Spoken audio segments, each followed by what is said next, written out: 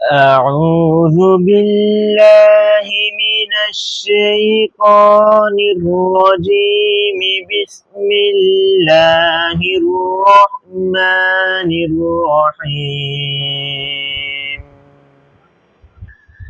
وإذ ابتلى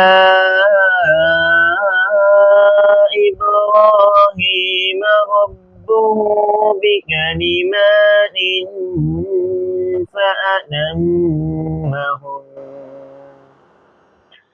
قال إني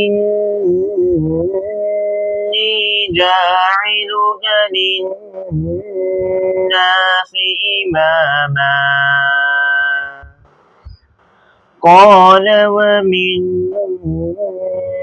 ذريتي. قال لا ينال عهد الظالمين. وإذ جعلنا البيت مثابة للناس وأمنا واتخذوا من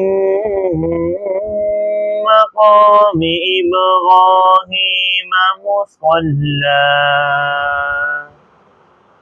وعهدنا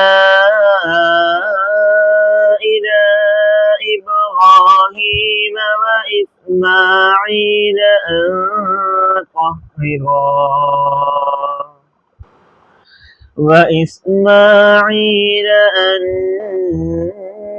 طهر بيتي للطائفين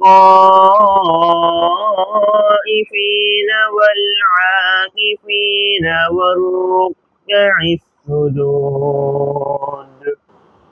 صدق الله العظيم.